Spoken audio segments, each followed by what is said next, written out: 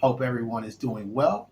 Welcome back to Stepping Stones of Home. I'm Brother Tor. And I'm Isha G. And Isha G, how are you today? I'm well. Hallelujah. So, family, we got some things to talk about. There's some opportunities happening on the continent right now. Yes. So, just very interesting times that we're living in. We do have a couple of articles we want to pull up for you all. But for those of you who did not know, Burkina Faso is actually offering citizenship to the diaspora, not just African American diaspora, but also those in the Caribbean as well. And it's very, very interesting news. So we're going to pull up an article really quickly just to show you all what we're talking about. All right. So right here, as you see on the screen, we are on the ADDI.org website. And it's talking about frequently asked questions for going to the Burkina Faso. So I'm going to click here where it says what we're talking about. It says the government of Burkina Faso has asked the ADDI to spearhead a citizenship initiative that invites African diaspora to apply to be citizens of Burkina Faso. Yes. And it says that there will be two tiers of this application. Tier 1 are for all those who have traced their lineage to Burkina Faso through their DNA. Tier 2 is for any Black diaspora. So when? Now it says here that the government of Burkina Faso has indicated that the ceremony conferring citizenship will happen in June of 2025. Now I do want to say this. We do know some people that have applied for this.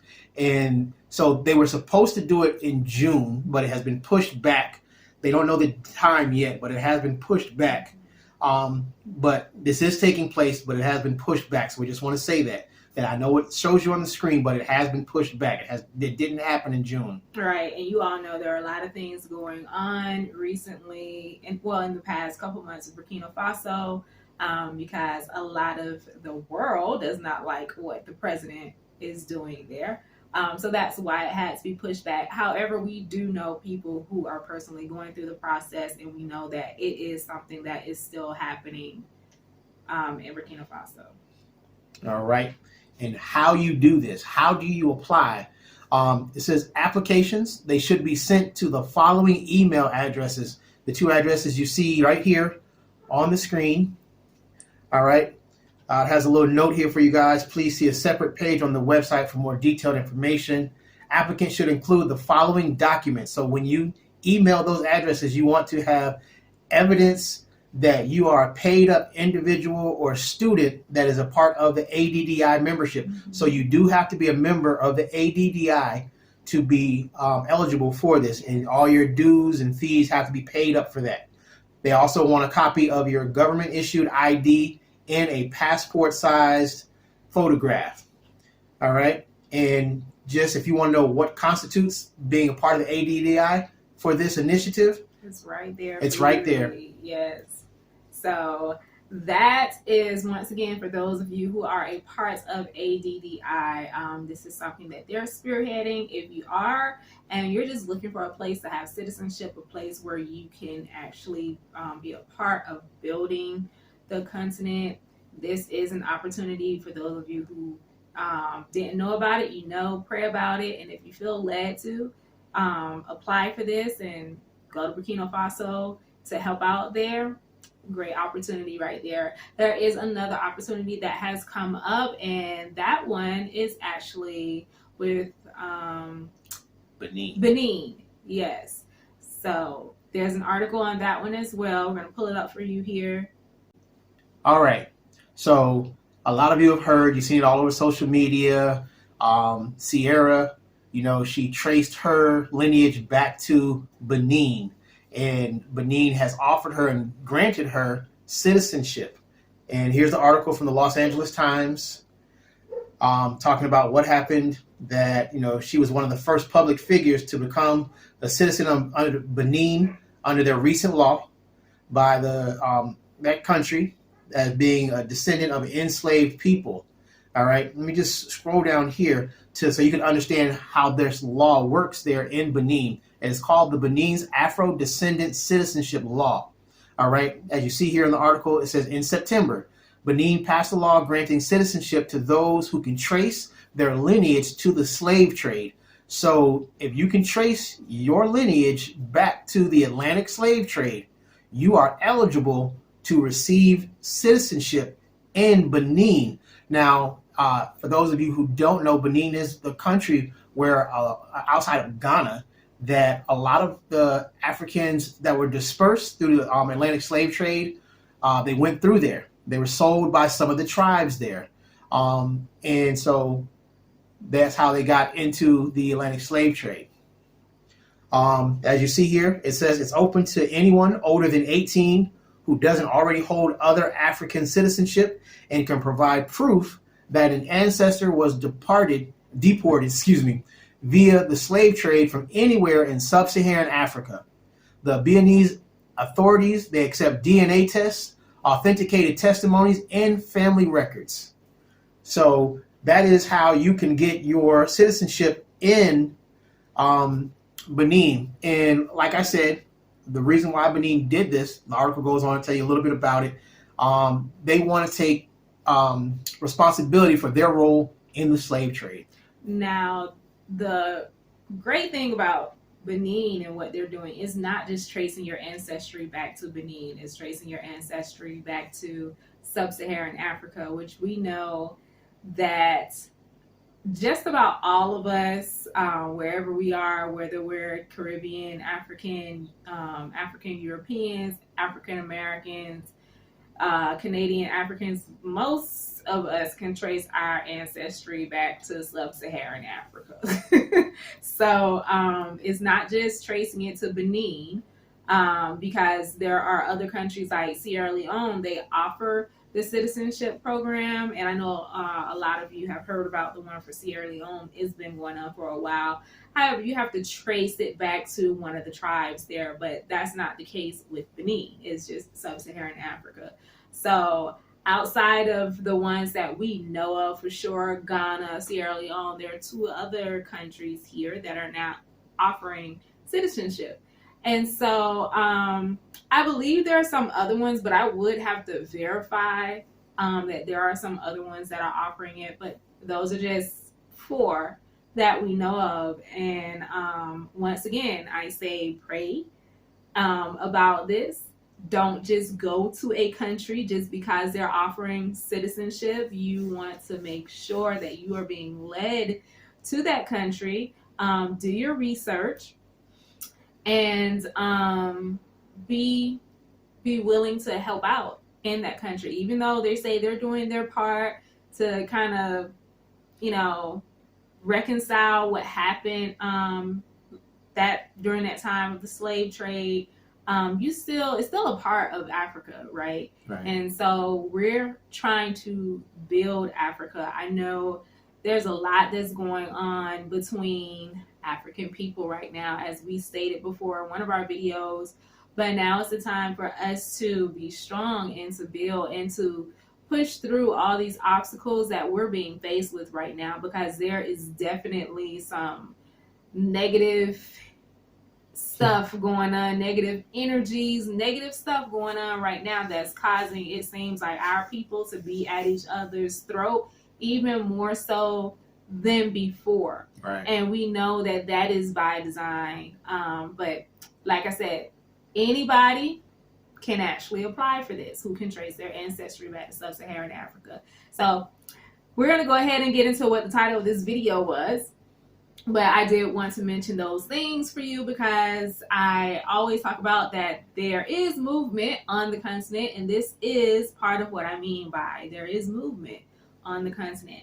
So the video title was about the Zambia and Malawi actually having to pay $15,000 equivalent in USD as a deposit if they want to visit the U.S. That's just for a visa, okay, to visit the U.S. Right. Now, the crazy part is this is supposed to be about a deposit. You know what? Let me do this. Let me pull up this article and show you guys. Yes.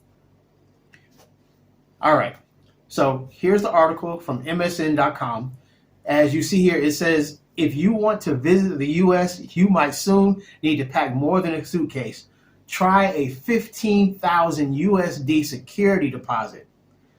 That's the logic behind a revived Orange Man era scheme. Trump.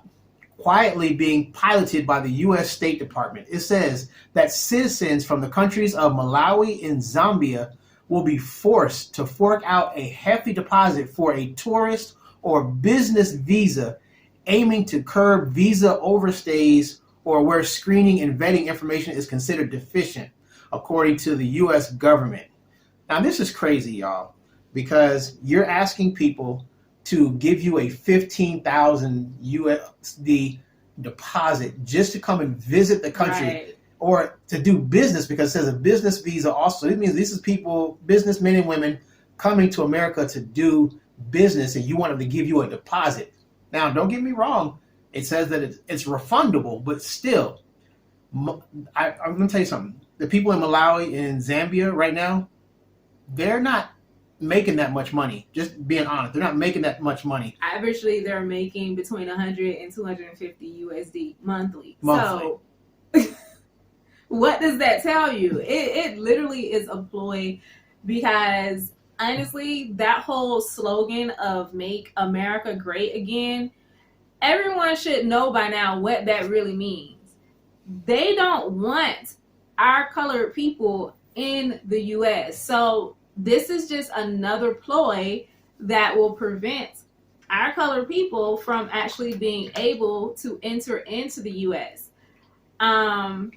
And so it's not gonna stop just with the people here on the continent. Right. It will eventually make it to those that were born on U.S. soil that are of African descent. It will make it there eventually. But the thing that I thought about when I heard about this was, how is this actually going to affect African diaspora who actually want to come back to the continent? Right. Because as of right now, we already have some issues going on. When Trump put the tariffs on the different African nations, we told y'all solidarity came into play with a lot of the African nations, where when it came down to immigration, it began to get a bit harder, right, on us who carried that U.S. passport, because of the tariffs that were placed on the different countries. And now, to do this to Zambia and Malawi, what do we expect is going to happen? What if retaliation happens? right. And this is something that I don't think is just going to stop with those two countries. So if he does that for them, to keep them from coming into his house, what do we think is going to happen for those of us who hold that passport, who want to actually visit those other countries? Right. And it may not even have to necessarily be those specific countries, but like I said, just with the tariffs alone, it became harder for us. So what would happen to us? Would it be more, would it be a cost for us to actually visit many of these countries now, where we get in visa free? And it is nice, but I do understand the African countries' point. What will happen? What's going to be the repercussions on us as the African diaspora? Now, I understand we can say, but it's not us, it's them. I get it. And eventually, we'll get to that point where we're not being targeted in those things. But until then, there could be some retaliation. Right, because if you guys remember in one of our older videos, we told you about what happened when the new president of Namibia came in. There were people there who were mining and didn't have the correct documentation to be there. So it was over 500 Americans that were there doing business. She kicked them all out of the country and told them they had to reapply.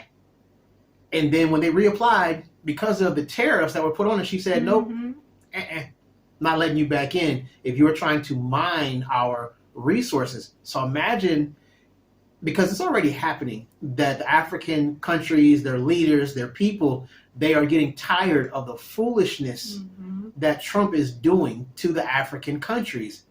Because, they come to America, they just looking for an opportunity that they feel they don't have here on the continent. And now you want them to give you $15,000 just to visit the country, and a lot of them, it took them a long time to save up the money just to get that ticket and to get their hotel to come over there. And now you want them to give you an additional $15,000, which they don't even get back until they're exiting the country. Right.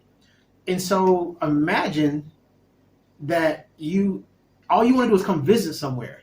Now I'm not a big fan on the U.S. Y'all already know that.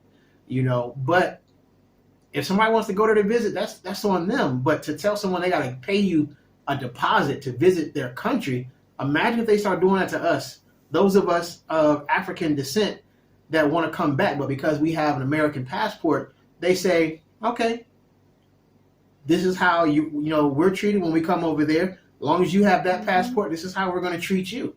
Right. What do we do then? Think about the countries where we're allowed free entry right now. What if they say, okay, we have to pay $15,000, then you have to pay $15,000?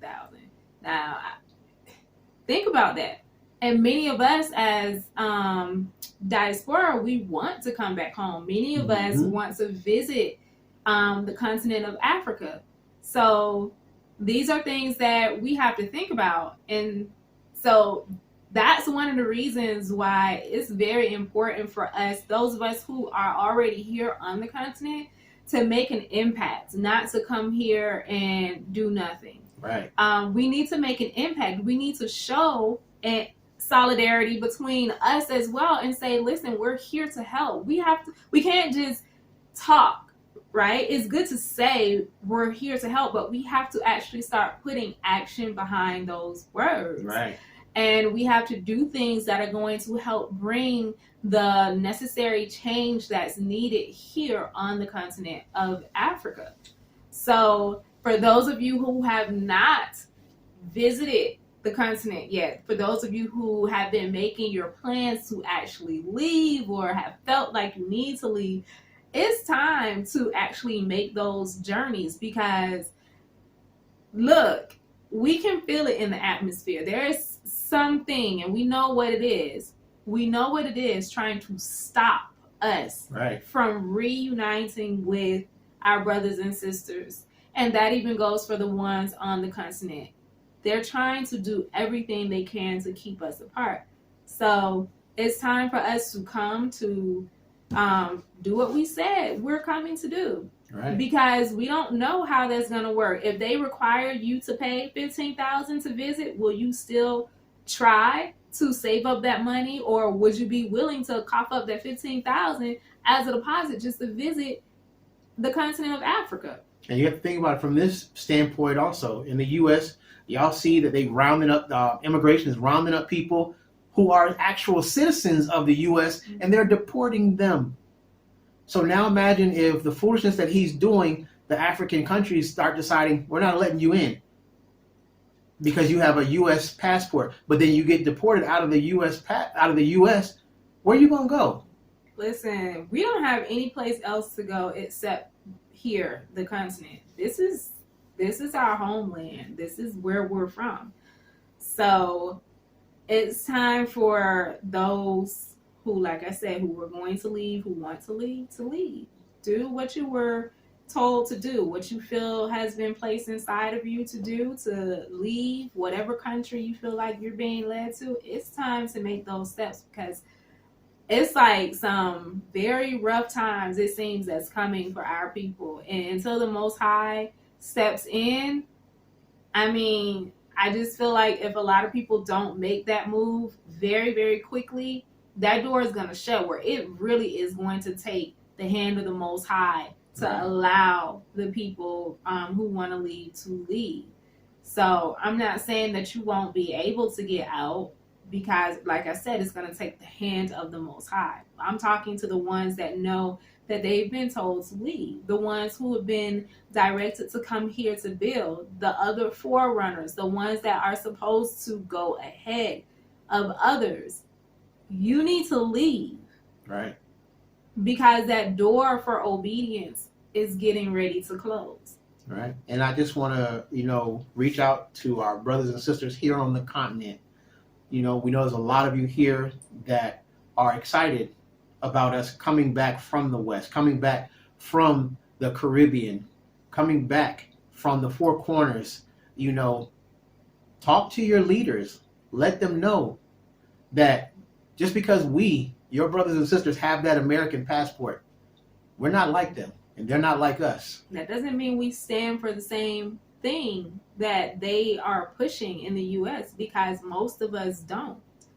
So there has to be talks, like we said before. How can we get things in order so that this doesn't affect the diaspora? Right. All right. So, it's really time for us to be praying, to really, really, it's been time, honestly, but we really need to be praying in this time that we're living in, because it's time for us to come back, and the enemy is trying to make sure that that does not happen. And we know that we have the victory, but we do need to be praying. Prayer is power. Our voice is power, and so we have to be praying for us together and against these things that are trying to keep us separated.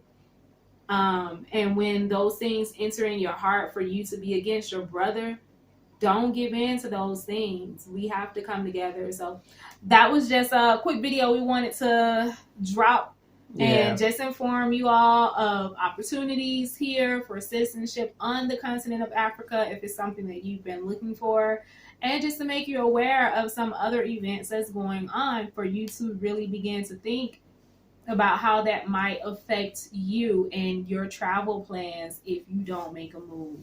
Yes. So, family, as always, we want to thank you guys for joining in. And listen, if you are new to the channel, please hit that subscribe button, hit that notification button, and like this video as well. And if you are already a subscriber, thanks, Repat family, for being here. Listen, share this video with somebody. Get this information out there just so our family is aware of what's going on here on the continent. And listen, if you guys want to support what we are doing here, you can become a Patreon member, and you can become one of our Repat family members in the Patreon. Also, you can support us by Cash App, and that is $, Stepping Stones, the number 2, home. And other than that, family, you guys just keep watching the videos and sharing them. We thank you guys so much. You have anything else, love? I don't have anything else. All right, family, we love y'all. Shalom. Shalom.